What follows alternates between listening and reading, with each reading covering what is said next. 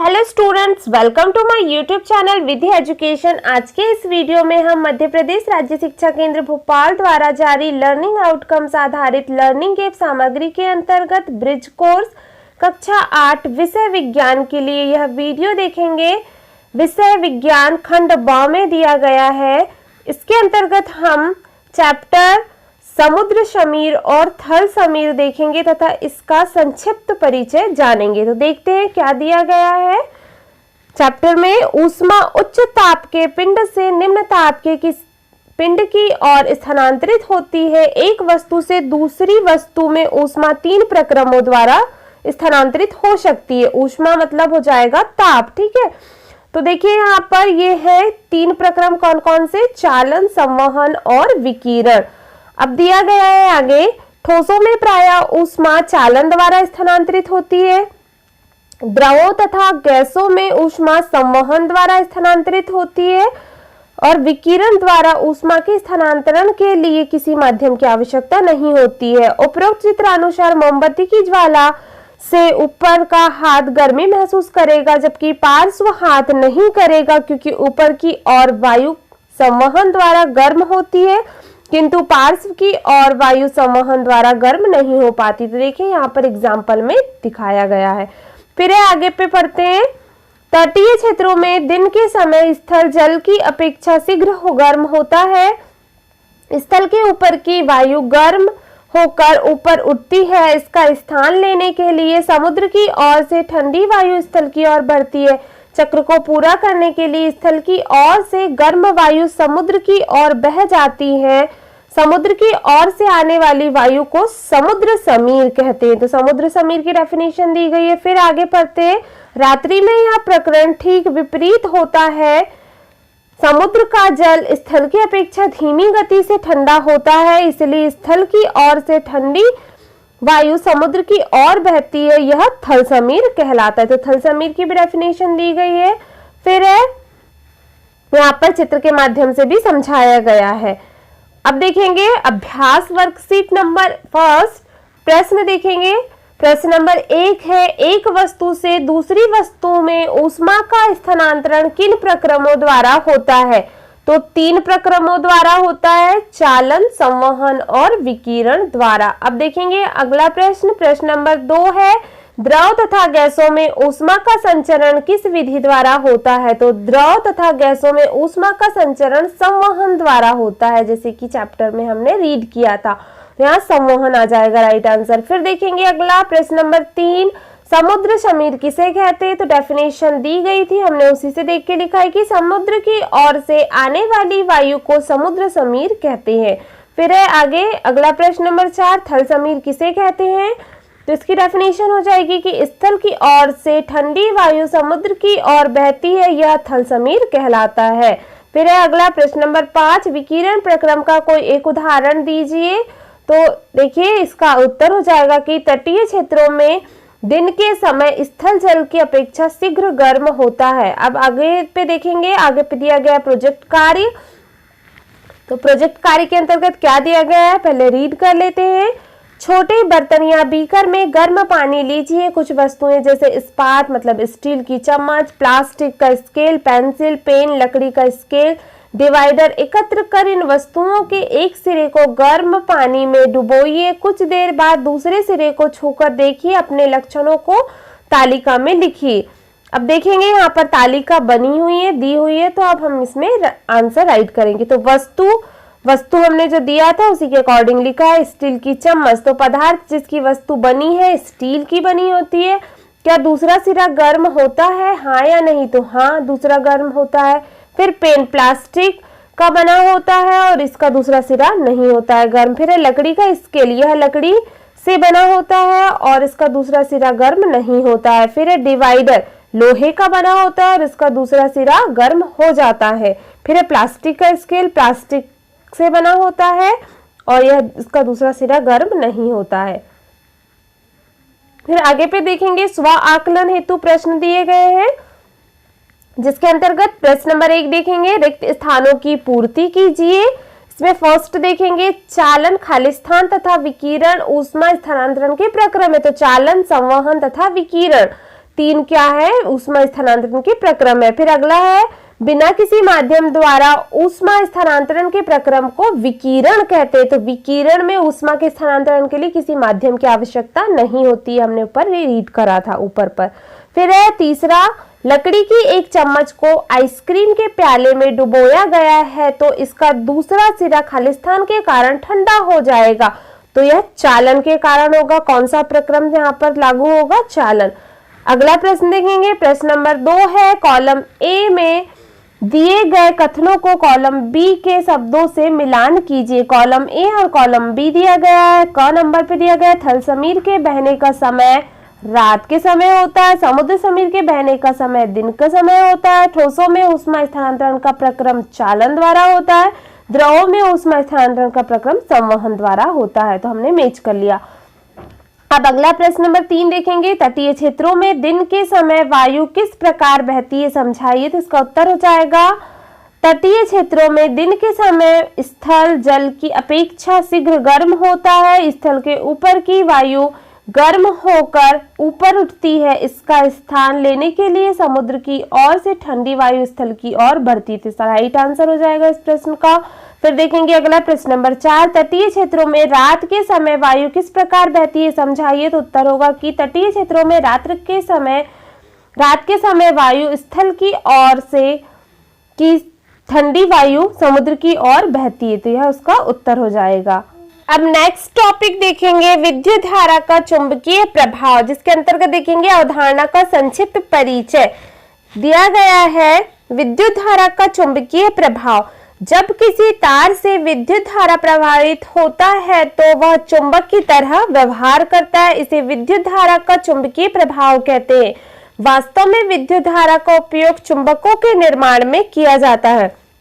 लोहे के किसी टुकड़े पर विद्युत रोधी तार से लिपटी विद्युत धारावाही कुंडली को विद्युत चुंबक कहते हैं। तो विद्युत चुंबक इसे कहते हैं, इसकी डेफिनेशन दी गई है। फिर है विद्युत चुंबक बहुत सी युक्तियों के उपयोग किए जाते हैं। यहाँ पर चित्र के माध्यम से और अच्छे से समझाया गया है, जैसे कि विद्युत घंटी का मॉडल और उसका परिपथ दिया गया है। फिर है विद्युत चुंबक किस तरीके से होती है और कैसे कार्य करती है। यहाँ पर दिखाया गया है कि चित्र में दर्शाए अनुसार विद्युत घंटी के विद्युत परिपथ में लोहे के टुकड़े पर तांबे के तार की कुंडली लिपटी होती है। विद्युत चुंबक के निकट लोहे की पतली पत्ती लगी होती है, जिसके एक सिरे से हथौड़ा जुड़ा होता है। लोहे की पत्ती के समीप एक संपर्क पेंच होता है। जब लोहे की पत्ती इस पेंच के संपर्क में आती है तो परिपथ पूरा हो जाता है तथा कुंडली से विद्युत धारा प्रवाहित होती है, जिससे वह विद्युत चुंबक बन जाता है। तब यह लोहे की पत्ती को अपनी ओर खींचती है। इस प्रक्रिया में पत्ती से जुड़ा हथौड़ा घंटी से टकराता है और ध्वनि उत्पन्न होती है। परंतु जब विद्युत चुंबक लोहे की पत्ती को अपनी ओर खींचता है तो यह परिपथ को भी तोड़ देता है। इससे कुंडली से विद्युत धारा का प्रवाह समाप्त हो जाता है। अब आगे देखेंगे, अब कुंडली विद्युत चुंबक नहीं होती, यह लोहे की पत्ती को भी अपनी ओर नहीं खींचती है। लोहे की पत्ती अपनी मूल स्थिति में आकर पुनः संपर्क पेंच से स्पर्श करती है। इससे परिपथ फिर से पूरा हो जाता है। कुंडली से पुनः विद्युत धारा प्रवाहित होती है तथा हथौड़ा पुनः घंटी से टक्कर मारता है। यह प्रक्रिया अति शीघ्रता से दोहराई जाती है। हर बार परिपथ पूरा होने पर हथौड़ा घंटी से टकराता है और इस प्रकार घंटी बजती है। तो ये देखिए, हमने चैप्टर को रीड कर लिया है। अब देखेंगे अभ्यास वर्कशीट। प्रश्न नंबर 1 देखेंगे, विद्युत धारा का चुंबकीय प्रभाव किसे कहते हैं। तो उत्तर हो जाएगा कि जब किसी तार से विद्युत धारा प्रवाहित होता है तो वह चुंबक की तरह व्यवहार करता है, इसे ही विद्युत धारा कहा जाता है। चुंबक किसे कहते हैं, अगला प्रश्न है। इसका उत्तर हो जाएगा कि लोहे के किसी टुकड़े पर विद्युत रोधी तार से लिपटी विद्युत धारावाही कुंडली को विद्युत चुंबक कहते हैं। फिर है अगला प्रश्न नंबर 3, विद्युत घंटी विद्युत धारा के किस प्रभाव को दर्शाती है। तो विद्युत घंटी विद्युत धारा के चुंबकीय प्रभाव को दर्शाती है। अगला प्रश्न है प्रश्न नंबर 4, विद्युत घंटी का मॉडल और उसके परिपथ को चित्र द्वारा दर्शाइए। तो देखिए इसमें इस वाला आंसर हो जाएगा, यह चित्र बना देंगे और इसे वहां पर दर्शा देंगे, इसका आंसर हो जाएगा प्रश्न नंबर 4 का। अब अगला प्रश्न है प्रश्न नंबर 5। क्या आप बता सकते हैं कि विद्युत धारा के चुंबकीय प्रभाव का उपयोग कहां कहां हो सकता है? तो उत्तर होगा कि विद्युत धारा के चुंबकीय प्रभाव का उपयोग विद्युत घंटी में, विद्युत चुंबक में होता है, फिर विद्युत मोटरों में और विद्युत पंखे में इत्यादि में होता है। अब देखेंगे अगला प्रोजेक्ट कार्य दिया गया है। विद्युत परिपथ बनाने के लिए दिए गए आवश्यक विद्युत अवयवों की सहायता से एक विद्युत परिपथ बनाइए तथा यह पता लगाइए कि विद्युत बल्ब स्विच किस स्थिति में दीप्त होगा। विद्युत आवेश के प्रतीकों का उपयोग करके इस विद्युत परिपथ का परिपथ आरेख भी खींचिए। देखिए यहाँ पर विद्युत दिए गए हैं उपकरण, क्या क्या है, अवयव दिए गए हैं, विद्युत सेल है, प्रतीक इसका दिया गया है, फिर है विद्युत बल्ब, इसका भी प्रतीक दिया गया है कि विद्युत बल्ब ऐसे दर्शाना है परिपथ में, फिर है स्विच ऑन स्थिति, स्विच ऑन स्थिति को इस टाइप से दर्शाना है, फिर है स्विच ऑफ स्थिति, तो स्विच ऑफ को ऐसे हटा करके दिखाना है, फिर है अगला बैटरी, तो बैटरी को ऐसे प्रतीक दिया गया है, फिर है संयोजी तार, तो संयोजी तार को ऐसे दर्शाना है। देखिए इसके अकॉर्डिंग इन अवयवों, विद्युत अवयवों के अकॉर्डिंग परिपथ बनाया है हमने। देखिए यहाँ पर बैटरी है ये, फिर है कुंजी है, फिर यहाँ पर विद्युत धारा, बल्ब, इस टाइप से परिपथ बना हुआ है। अब देखेंगे स्व आकलन के अंतर्गत प्रश्न नंबर 1। निम्न कथनों के आगे सत्य अथवा असत्य अंकित कीजिए। पहला देखेंगे विद्युत चुंबक चुंबकीय पदार्थों को आकर्षित नहीं करता है, सत्य हो जाएगा। फिर है विद्युत घंटी में विद्युत चुंबक होता है, यह भी सत्य हो जाएगा। फिर है अगला विद्युत चुंबक का उपयोग कचरे के ढेर से प्लास्टिक को अलग करने में किया जाता है, यह असत्य हो जाएगा। फिर है अगला प्रश्न नंबर 2, रिक्त स्थानों की पूर्ति कीजिए। इसके अंतर्गत देखेंगे फर्स्ट, विद्युत धारा का उपयोग खाली स्थान के निर्माण में किया जाता है, तो चुंबकों के निर्माण में किया जाता है। फिर है अगला प्रश्न नंबर 2, विद्युत घंटी के विद्युत परिपथ में लोहे के टुकड़े पर खाली स्थान के तार की कुंडली लपेटी जाती है, तो तांबे। आंसर क्या होगा, रिक्त स्थान में तांबे आ जाएगा। फिर है अगला प्रश्न नंबर 3, विद्युत चुंबक का उपयोग कहाँ कहाँ होता है, कोई 2 का नाम लिखिए। तो विद्युत चुंबक का जो है उपयोग लाउड स्पीकर में होता है, बिजली के मोटरों में होता है, तो इसके 2 उपयोग लिख लिया हमने। फिर है अगला टॉपिक, विद्युत धारा के ऊष्मीय एवं चुंबकीय प्रभाव। देखेंगे अवधारणा का संक्षिप्त परिचय। विद्युत धारा के ऊष्मीय या तापीय प्रभाव क्या होते हैं? जब किसी तार से कोई विद्युत धारा प्रवाहित होती है तो वह तप्त हो जाता है, इसे विद्युत धारा का ऊष्मीय प्रभाव या तापीय प्रभाव कहते हैं।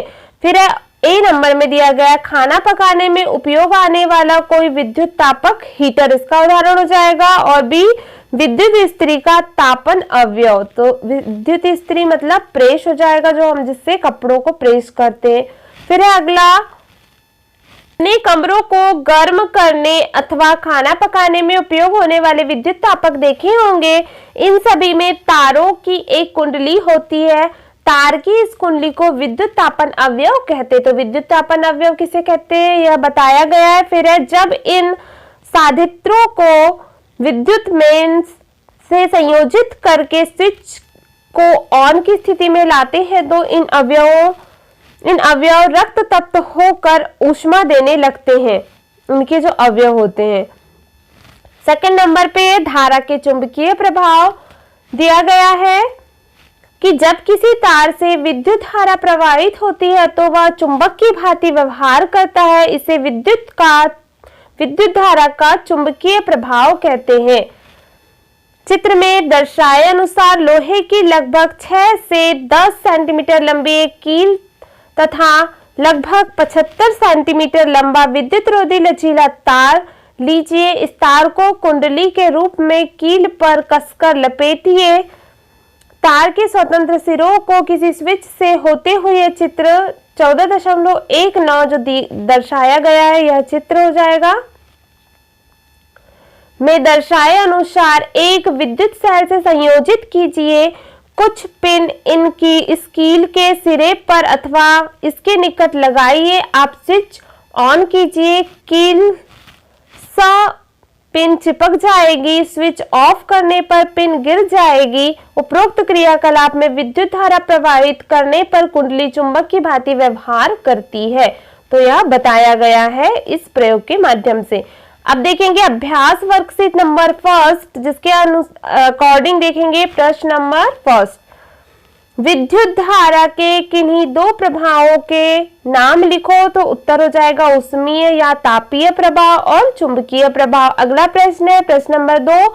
विद्युत स्त्री विद्युत धारा के किस प्रभाव का उदाहरण है? तो चुंबकीय प्रभाव आ जाएगा। अब अगला प्रश्न देखेंगे विद्युत चुंबक को चित्र द्वारा समझाइए। तो यहाँ पर चित्र बना के समझाए हैं। फिर है अगला प्रश्न नंबर 4। विद्युत धारा की चुंबकीय प्रभाव किसे कहते हैं? तो जब किसी तार से विद्युत धारा प्रवाहित होती है तो वह चुंबक की भांति व्यवहार करता है, इसे ही विद्युत धारा का चुंबकीय प्रभाव कहते हैं। अभ्यास वर्कशीट नंबर 2 है। इसके अंतर्गत प्रश्न नंबर 1 देखेंगे विद्युत धारा के चुंबकीय प्रभाव का उदाहरण दीजिए।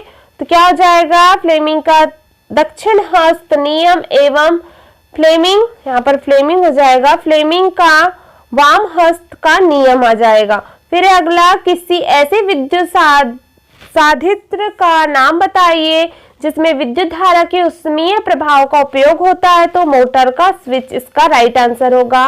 देखेंगे अगला प्रश्न नंबर 3 है। निम्नलिखित वस्तुओं में से किन वस्तुओं को विद्युत चुंबक के माध्यम से पृथक कर लेंगे? तो सूची बनाइए।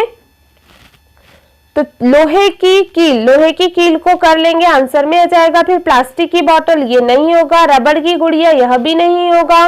लोहे की पत्ती इसे हम कर लेंगे। फिर अगला कांच की गिलास ये नहीं होगा और ताला चाबी तो ये हो जाएगा। तो लोहे की कील, लोहे की पत्ती और ताला चाबी ये तीनों जो है विद्युत चुंबक के माध्यम से पृथक हो जाएंगे। फिर अगला प्रश्न नंबर 4। कमरों को गर्म करने अथवा खाना पकाने में उपयोग आने वाले हीटर रक्त तप्त क्यों हो जाता है? तो हीटर के तार में विद्युत धारा प्रवाहित होती है तो वह जो है रक्त तप्त हो जाता है। फिर अगला प्रश्न नंबर 4 प्रोजेक्ट कार्य है। अगला देखेंगे प्रोजेक्ट कार्य। इसके अंतर्गत देखेंगे फर्स्ट, अपने दैनिक जीवन में विद्युत धारा के उष्मीय तापीय प्रभाव के कोई 5 उदाहरण लिखिए। तो क्या हो जाएगा? हीटर, प्रेस, पानी गर्म करने की रॉड हो जाएगी और गीजर इसी के अंतर्गत आ जाएगा और इंडक्शन चूल्हा आ जाएगा। तो इस टाइप के उदाहरण इसमें आ जाएंगे। फिर है अगला सेकंड नंबर का, आपके आसपास अथवा घर में उपस्थित सामानों में विद्युत चुंबक बनाने का प्रयास करें। तो ये कार्य है, प्रोजेक्ट कार्य है। इस टाइप का आप प्रयोग घर में कर सकते हैं। फिर है स्व आकलन के अंतर्गत देखेंगे फर्स्ट, लोहे के किसी टुकड़े पर विद्युत रोधी तार से लिपटी धारावाही कुंडली को विद्युत चुंबकीय कुंडली कहते हैं। सेकंड है, जब किसी तार से विद्युत धारा प्रवाहित होती है तो वह चुंबक की भांति व्यवहार करती है, इसे विद्युत धारा का चुंबकीय प्रभाव कहते हैं। तीसरा है, जब किसी विद्युत हीटर के स्विच को ऑन करते हैं तो इसका अवयव रक्त तप्त लाल हो जाता है। चौथा है, विद्युत चुंबक चुंबकीय पदार्थों को आकर्षित नहीं करता है, यह असत्य हो जाएगा, जबकि जी करता है। पांचवा है, विद्युत धारा के उष्मीय प्रभाव को समझाइए, प्रश्न है। तो इसका उत्तर हो जाएगा कि जब किसी तार से कोई विद्युत धारा प्रवाहित होती है तो वह तप्त हो जाता है, इसे ही विद्युत धारा का चुंबकीय प्रभाव कहते हैं। अगला दिया गया है टॉपिक प्रकाश संश्लेषण एवं श्वसन। अवधारणा का संक्षिप्त परिचय देखेंगे। तो दिया गया है प्रकाश संश्लेषण, फोटोसिंथेसिस क्या होता है? तो हरे पादप प्रकाश संश्लेषण प्रक्रम द्वारा अपना खाद्य स्वयं संश्लेषित करते हैं। प्रकाश संश्लेषण के दौरान पत्ती की क्लोरोफिल युक्त कोशिकाएं सूर्य प्रकाश की उपस्थिति में कार्बन डाइऑक्साइड एवं जल से कार्बोहाइड्रेट का संश्लेषण करती हैं। इस प्रक्रम को निम्न समीकरण द्वारा दर्शाया गया। देखिए, कार्बन डाइऑक्साइड मतलब CO2 जल मतलब H2O जो है कार्बन डाइऑक्साइड प्लस जल मिलकर सूर्य प्रकाश की उपस्थिति और पौधों की पत्तियों में उपस्थित क्लोरोफिल की उपस्थिति में कार्बोहाइड्रेट और ऑक्सीजन बनाते हैं। तो कार्बोहाइड्रेट के अंतर्गत ग्लूकोज आ जाएगा, तो ये यहाँ पर C6H12O6 इस टाइप से कार्बोहाइड्रेट का निर्माण करते हैं और ऑक्सीजन मुक्त करते हैं, निर्मुक्त करते हैं।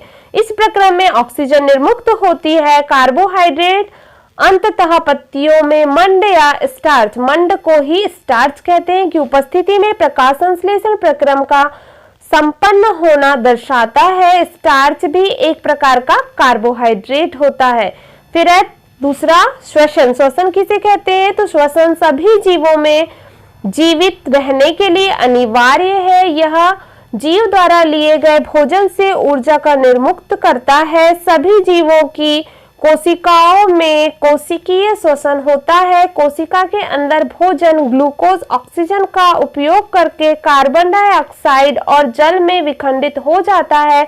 जब ग्लूकोज का विखंडन ऑक्सीजन के उपयोग द्वारा होता है तो यह वायवीय श्वसन कहलाता है और ऑक्सीजन की अनुपस्थिति में भोजन विखंडित होता है तो यह प्रक्रम अवायवीय श्वसन कहलाता है। भोजन के विखंडन से ऊर्जा निर्मुक्त होती है। इसको एक समीकरण द्वारा बताया गया है कि ग्लूकोज ऑक्सीजन की उपस्थिति में कार्बन डाइऑक्साइड जल में बदल जाता है और ऊर्जा मुक्त होती है। यह वायवीय श्वसन कहलाएगा। यीस्ट जैसे अनेक जीव वायु की उपस्थिति में जीवित रह सकते हैं। ऐसे जीव अवायवीय श्वसन के द्वारा ऊर्जा प्राप्त करते हैं।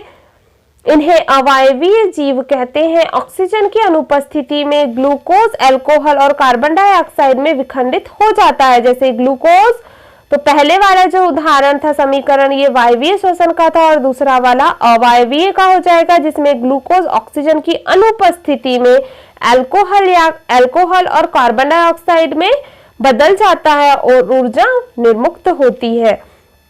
अत्यधिक व्यायाम करते समय जब हमारी पेशी कोशिकाओं में ऑक्सीजन की आपूर्ति अपर्याप्त होती है तब भोजन का विखंडन अवायवीय श्वसन द्वारा होता है। जैसे ग्लूकोज ऑक्सीजन की अनुपस्थिति में लैक्टिक अम्ल में बदल जाता है और ऊर्जा निर्मुक्त होती है। जब पेशियां अवायवीय श्वसन में श्वसन करती हैं, अवायवीय रूप से में श्वसन करती हैं, तो इस प्रक्रिया में ग्लूकोज के आंशिक विखंडन से लैक्टिक अम्ल और कार्बन डाइऑक्साइड बनते हैं। यही बताया गया है इस समीकरण के माध्यम से। अब देखेंगे अभ्यास वर्कशीट नंबर 1, जिसके अंतर्गत देखेंगे फर्स्ट क्वेश्चन नंबर 1, प्रकाश संश्लेषण प्रक्रिया को समझाइए। तो यहाँ पर उत्तर हो जाएगा कि हरे पादप प्रकाश संश्लेषण प्रक्रम द्वारा अपना खाद्य स्वयं संश्लेषित करते हैं। प्रकाश संश्लेषण के दौरान पत्ती में उपस्थित जो क्लोरोफिल होता है, तो इसका आंसर हो जाएगा ये। तो यहां से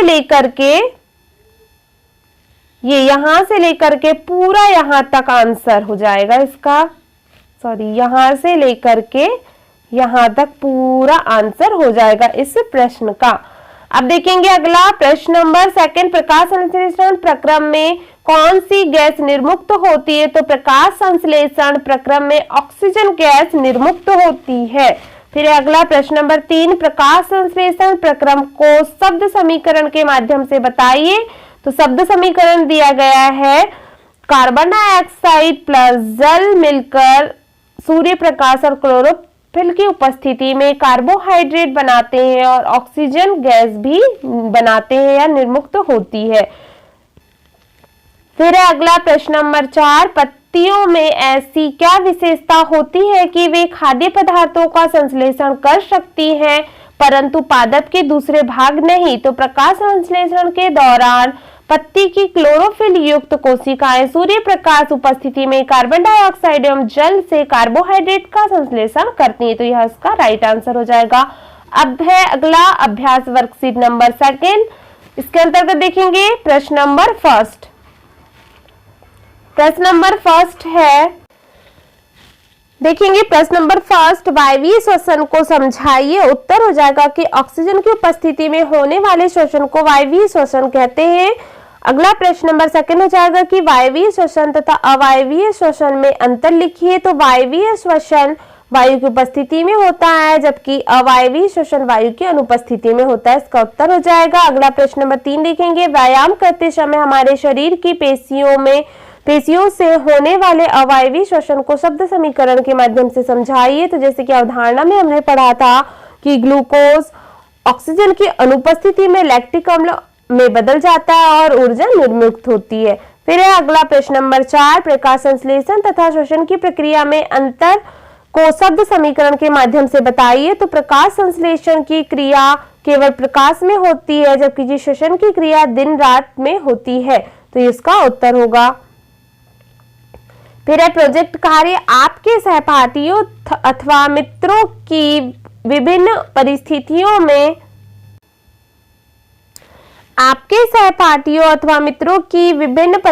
में श्वसन दर में परिवर्तन को नापिए। तो विभिन्न परिस्थितियों में श्वसन दर में परिवर्तन। सहपाठी का नाम है अमन, संजीत, राजीव, दुर्गेश, सचिन, मुस्कान। श्वसन दर सामान्य अवस्था में 15 बार, 17 बार, 16 बार, 15 बार, 18 बार और 17 बार 10 मिनट का। तेज चलने के उपरांत 20 बार होती है। 100 मीटर दौड़ने पर 25 और विश्राम अवस्था में सामान्य होती है। इसी प्रकार से देख लेंगे संजीत का। तो सामान्य अवस्था में 17 बार, 10 मिनट तक तेज चलने के उपरांत 21 बार हो जाएगा और 100 मीटर की दौड़ने पर 23 बार और विश्राम अवस्था में सामान्य। इसी प्रकार से अगले सारे व्यक्तियों के सहपाठियों के देख लेंगे। फिर है स्व आकलन। प्रश्न नंबर 1 देखेंगे। रिक्त स्थान की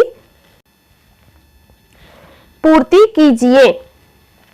आ नंबर का देखेंगे प्रश्न। ग्लूकोज ऑक्सीजन की उपस्थिति में कार्बन डाइऑक्साइड प्लस जल प्लस ऊर्जा में बदल जाता है। फिर है ब नंबर का। ग्लूकोज ऑक्सीजन की अनुपस्थिति में अल्कोहल कार्बन डाइऑक्साइड प्लस ऊर्जा में बदल जाता है। उपरोक्त समीकरण अवायवीय श्वसन को दर्शाता है। फिर है 7 नंबर का। प्रकाश संश्लेषण में पादप वायुमंडल से ऑक्सीजन लेते हैं तथा कार्बन डाइऑक्साइड का उत्पादन करते हैं। 2 नंबर का हो जाएगा प्रश्न। प्रकाश संश्लेषण के प्रक्रम में जिस वर्णक द्वारा सौर ऊर्जा संग्रहित की जाती है उसे क्लोरोफिल कहते हैं। ई नंबर का हो जाएगा कि स्टार्च भी एक प्रकार का कार्बोहाइड्रेट है। प्रश्न नंबर 2 देखेंगे। प्रकाश संश्लेषण क्रिया के लिए महत्वपूर्ण कारक कौन कौन से हैं? तो उत्तर हो जाएगा प्रकाश तथा सूर्य का प्रकाश। अब देखेंगे अगला प्रश्न नंबर 3। मानव श्वसन क्रिया में कौन सी गैस ग्रहण करते हैं? तो मानव श्वसन क्रिया में ऑक्सीजन गैस ग्रहण करते हैं। प्रश्न नंबर 4 देखेंगे। मानव शरीर में अवायवीय श्वसन की क्रिया कब होती है? तो उत्तर होगा कि वायु की अनुपस्थिति में अवायवीय श्वसन की क्रिया होती है। व्यायाम करते समय अवायवीय श्वसन की क्रिया होती है। तो यह उसका उत्तर हो जाएगा। तो देखा स्टूडेंट्स, इस वीडियो में हमने सभी चैप्टर या टॉपिक की अभ्यास वर्कशीट को हल किया। आई होप आपको वीडियो अच्छा लगा हो। अगर वीडियो अच्छा लगा हो तो वीडियो को लाइक करिए, अपने फ्रेंड्स के साथ वीडियो को अधिक से अधिक शेयर करिए तथा मेरे चैनल पर नए हैं तो चैनल को सब्सक्राइब करिए। साथ ही बेल आइकन को भी प्रेस कर दीजिए ताकि नए वीडियो की नोटिफिकेशन आपको जल्दी से प्राप्त हो सके। Thank you for watching my video.